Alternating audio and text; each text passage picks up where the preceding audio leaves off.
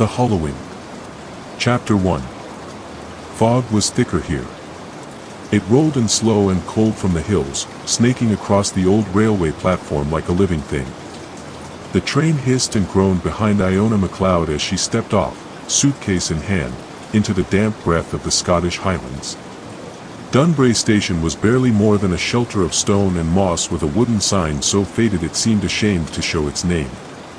The train pulled away with a long metallic sigh, leaving behind nothing but the fading clatter of its departure and a crow's mournful cry overhead. Iona pulled her coat tighter and looked around. Nothing had changed. And yet, everything had. 15 years since she'd last set foot in this village. 15 years since her mother had packed their things in a single day and whispered, "We are never going back," while Maeve cried and begged to stay. 15 years since Gran had whispered about things in the trees that weren't just shadows. And now, Gran was dead. That was the only reason she had returned. Not out of sentiment. Not out of curiosity. She had to settle the estate. That's all. She told herself that again and again as she walked. The path to the house was overgrown, a winding lane that cut through wild grass and thistle-strewn fields, bordered by a rusted wire fence barely held together by memory. Mist hung low, and the ancient trees that lined the east side of the property looked like they'd grown just to lean in her direction. The house appeared gradually through the fog, a silhouette first, then solid shape. Gray stone, black slate roof, ivy-veiled walls, tall narrow windows. It looked less like a home and more like something watching. She paused at the rusted gate. The MacLeod house. She remembered hiding under the kitchen table here during thunderstorms. She remembered tea by the fireplace, her grandmother's strange rules: don't go out after dark. Don't touch the mirror in the hallway. Never, ever answer the door when the bell rings by itself. Her fingers found the key in her coat pocket, still cold, even wrapped in cloth. The lock clicked open. Inside, the house had the stillness of a place that hadn't been touched in months. Or years. Dust lay thick on every surface. Furniture sat like forgotten statues under white sheets. The air smelled of wood rot, faded lavender, and something else, something metallic and sour, just beneath the surface, like rust or old blood. She let her suitcase drop and walked slowly through the front hall. The portraits still lined the walls, pale faces of ancestors who all shared the MacLeod eyes. None of them smiled. The floorboards creaked underfoot. Her breath sounded too loud. Every corner whispered memory. She explored the downstairs first. The sitting room was intact, two wingback chairs facing a cold hearth, an oil lamp still on the table beside them, its glass smudged. The curtains were drawn but thin, and the mist outside filtered in pale light. On the fireplace mantel sat a row of small porcelain figurines. One had fallen and broken, its empty eyes stared up from the floor. Iona set it upright and moved on. The kitchen looked exactly as she remembered it, the kettle still on the stove, the spice jars labeled in Gran's neat handwriting, a string of garlic hanging, dry and yellow, from a ceiling beam. The silence was unbearable. Upstairs, the hallway was long and shadowed. Her bedroom door still had the little brass star nailed to the center. Maeve's had a moon. The sight of it stopped her cold. Her hand lingered over the handle. When she pushed it open, the air rushed past her like a breath held too long. Inside, the wallpaper was faded but still bore faint patterns of stars and clouds. The twin beds were neatly made. Her bed. Maeve's. Untouched. Iona stepped in slowly, setting her bag on the mattress, and sat. The house felt alive. Not haunted, just aware. Like it had been waiting. Night fell early in Dunbrae. The mist thickened, crawling past the window panes like fingers. Iona lit the old oil lamps one by one, reliable, even if the power failed. Their light flickered across the ceiling as she made herself tea and stood in the kitchen, watching the dark swell outside. At exactly 10 past midnight, she heard the first sound. A footstep on the floor above her. Deliberate. Slow. With groaning under weight. She set the teacup down, pulse quickening. Another step. Closer. She reached for the drawer beside the stove, empty. No knife. The creak of a door opening upstairs. "Hello?" she called, voice sharp with fear. No answer. She grabbed the fireplace poker and stepped out into the hall, eyes scanning the shadows above the staircase. Is someone there? Nothing. Then a whisper. So faint, she wasn't sure it was real. Her name. Iona. She backed away. Upstairs, the attic door creaked open. She bolted the kitchen door shut and didn't sleep until dawn. The next morning, she found the letter. It was inside a leather-bound journal in Gran's desk, tucked between pages covered in strange, looping script she didn't recognize. The letter was addressed to her in careful, spidery handwriting. She unfolded it with shaking hands. My dearest Iona. If you are reading this, then I am gone. I hoped it would not come to this, but the hollowing has returned. It begins again. You must leave Dunbury. Immediately. Do not go into the woods. Do not speak to the mirror. If Maeve speaks to you, do not follow. The forest remembers blood. And yours runs too close to mine. If you hear the bell, do not answer.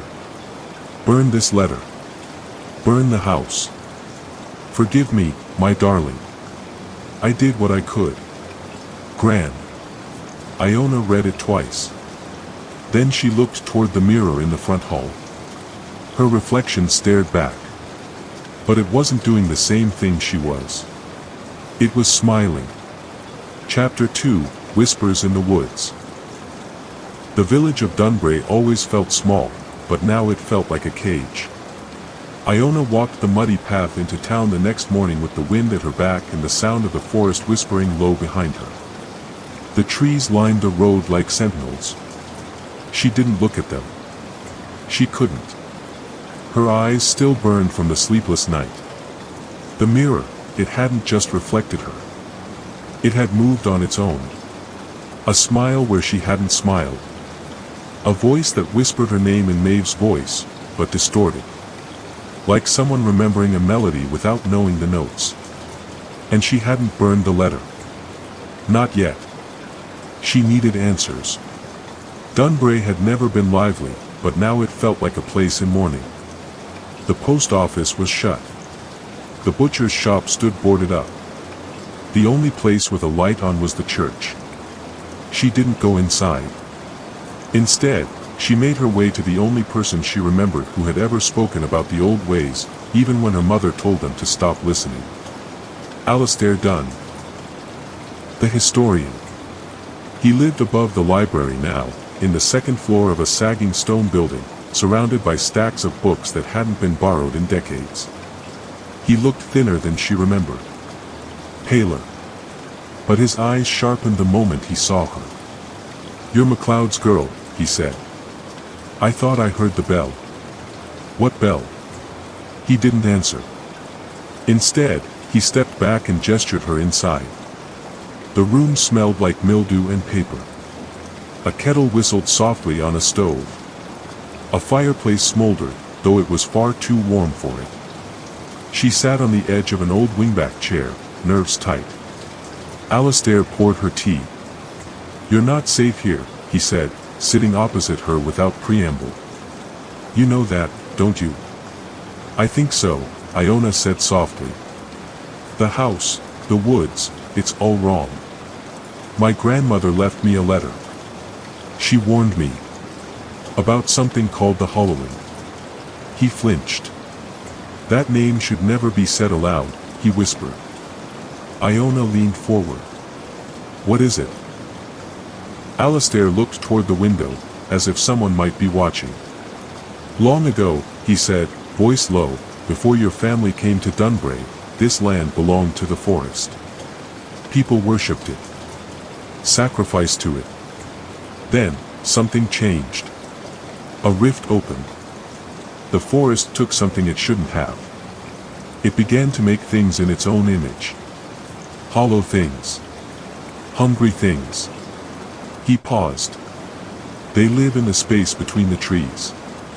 They wear familiar faces. And they feed on memory. Iona's stomach turned. My sister died last year, she said. She's been gone for almost 13 months. But I've heard her voice every night since I got here. Alistair went pale.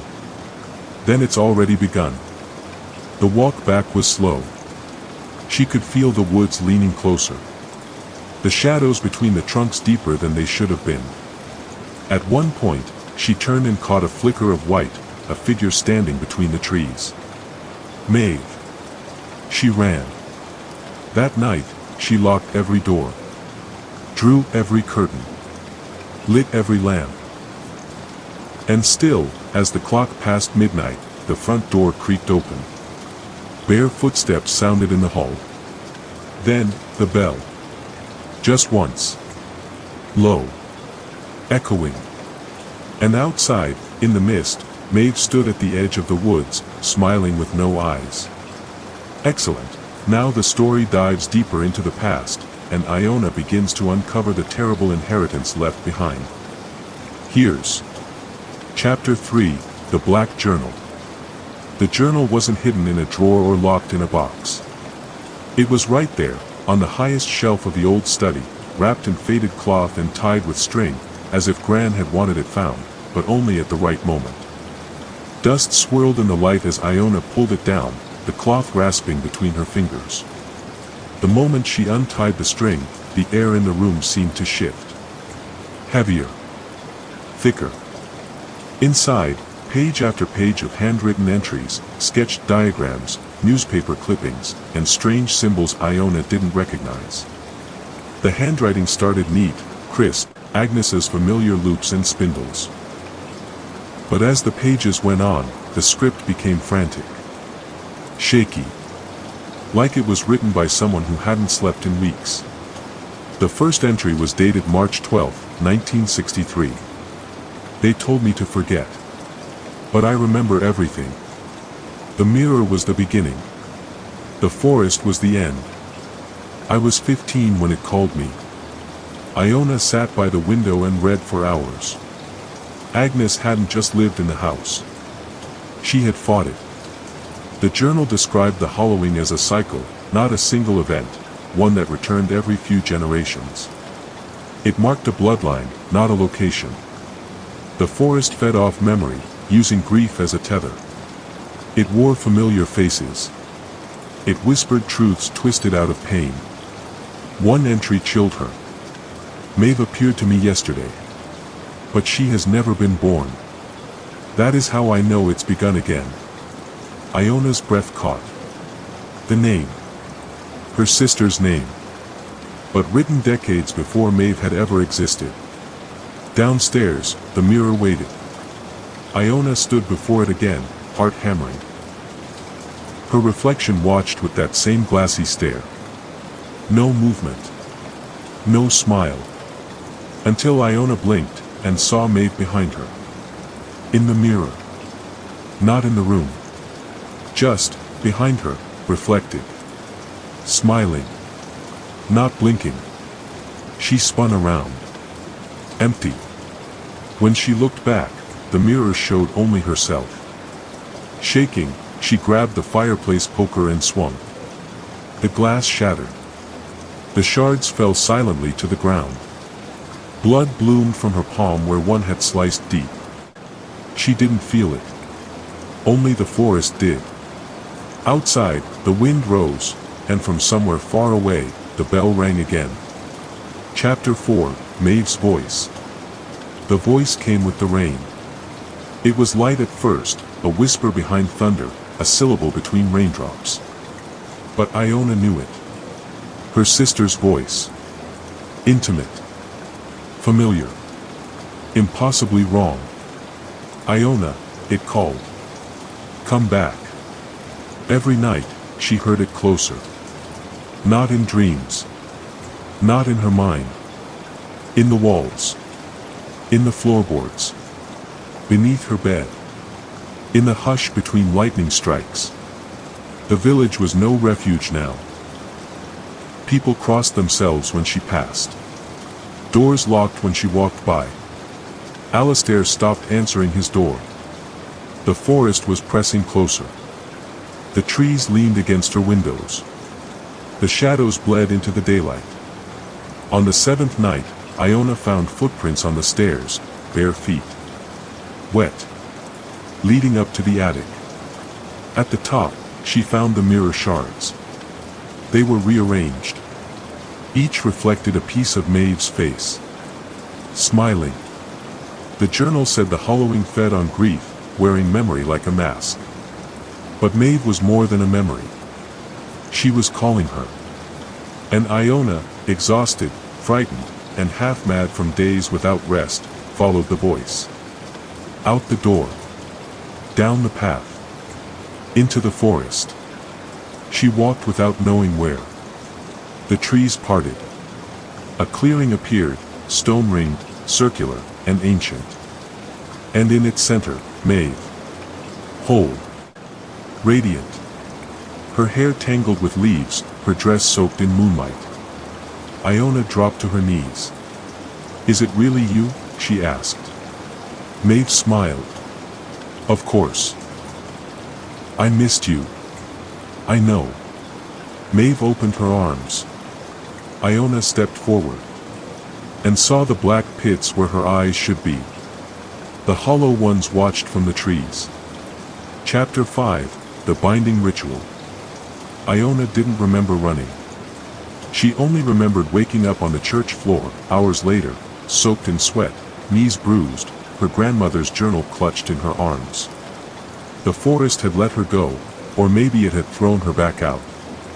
Inside the nave, a single candle burned. Alistair Dunn stood at the altar, expression grim.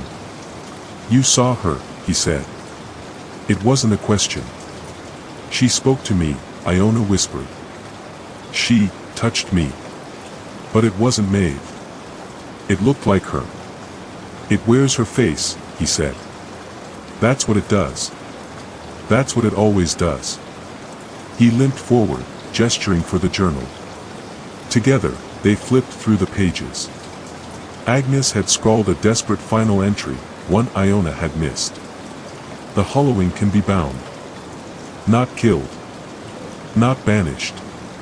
Only bound. It must be done on the seventh night, under the hollow moon. The blood of the line must be spilled. Not to feed, but to seal. It must remember grief. And be remembered by it. Alistair turned to Iona. "You're the last of the MacLeods." Iona nodded slowly. "What does it want?"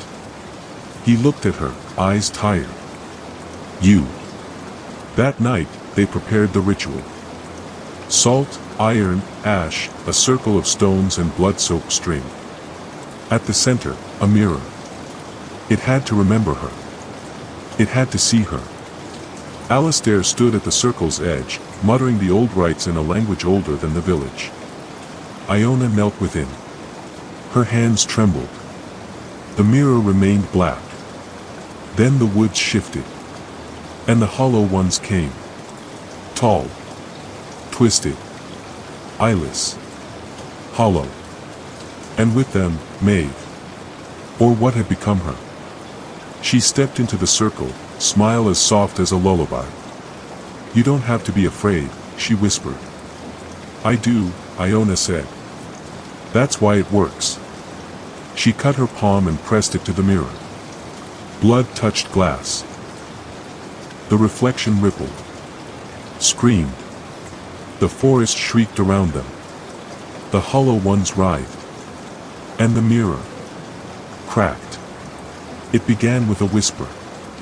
Not Maeve's voice this time. Not a memory. The forest itself was calling. Iona stood at the threshold of the trees, where mist clung like old silk.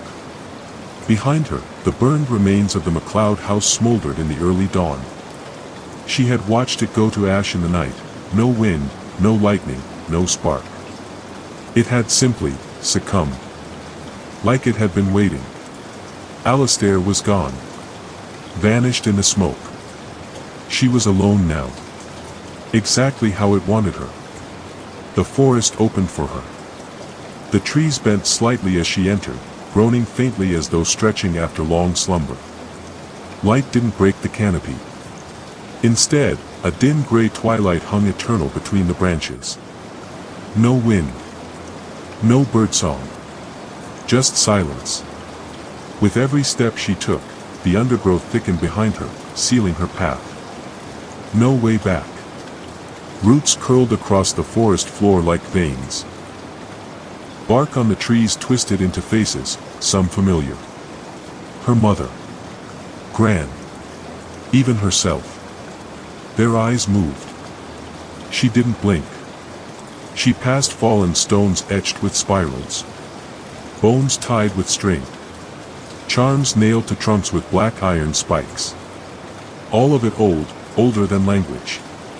Older than blood. And all of it watching her. After an hour, or maybe a year, she found the gate.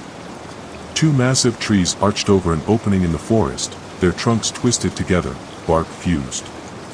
Between them hung a single silver bell. It did not move. But the air rang with its sound. She stepped through. On the other side, the forest changed. Time thinned. She walked through memories. She saw her childhood, Maeve chasing her through a summer field, laughter spilling like golden light.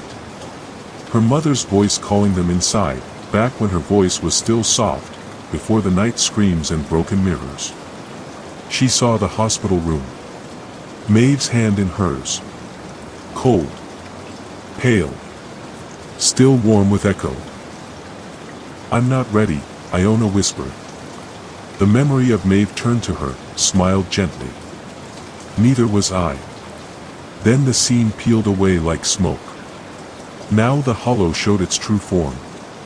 A clearing, enormous and circular, ringed with standing stones so tall they seemed to pierce the sky. Between them, the hollow ones. Dozens of them. Their limbs long and bark-colored, faces smooth and eyeless. Their mouths were wrong, horizontal slashes filled with needle teeth. They did not move. Not yet. In the center stood a massive mirror. Not glass, water, suspended vertically like a curtain, still and silver. And before it, Maeve. But not the girl Iona remembered. This version was grown, yet timeless. Her hair floated around her head like it was underwater. Her feet hovered inches above the ground. Her eyes were not eyes. They were tunnels. "Iona," she said. Her voice cracked like ice. "You came back." Iona stepped into the circle. The hollow ones hissed, a chorus of dry leaves scraping together. "Why?" she whispered. Maeve's smile was mournful. "Because you remembered me. You fed me. You grieved. That was the door. You're not her. I was. I am. I could be again. If you stay." Iona reached into her coat and pulled out the broken shard of mirror she'd kept since shattering the one in the hallway. The reflection in the shard didn't match the hollow Maeve. It showed the real one.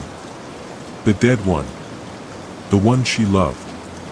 "You fed on my pain," Iona said. "You wore her face." "I wore your love," Maeve said softly. "Because that's all that remains of the dead. What the living leave behind." The mirror behind her rippled. And from it stepped another Iona. Younger. Smiling. Whole. Then another. Grief-stricken. Holding Maeve's body. Another. Screaming. Another. Hollow-eyed. "You gave me shape," Maeve whispered. "Every version of you brought me closer to life. And now, if you give the last piece, your name, I'll stay." Iona gripped the shard tighter. The hollow ones closed in. The ground cracked beneath them. The mirror began to stretch open like a mouth. And from its depths, something ancient stirred. A face without features. A body of trees and smoke. A god that had no name but memory. The Hollowing. Alistair's voice returned to her like wind in a grave. It must be sealed in grief. It must be remembered by pain. She knew what she had to do. She walked to the center of the mirror. Maeve watched her, expression unreadable now. "I'm sorry," Iona whispered. "I have to let you go." Maeve reached out, almost pleading. "Then I'll be nothing." "No," Iona said. "You'll be free." And with the mirror shard, she cut her own name into her palm. Blood bloomed like ink in water. She stepped into the mirror. Inside was everything. Not water. Not dream. A library of memories. Shelves stacked with every second she'd lived. Every heartbeat. Every scream. Maeve was there too, trapped like a page torn from a diary, fluttering endlessly. She found the page that held Maeve's death. She touched it. And burned it.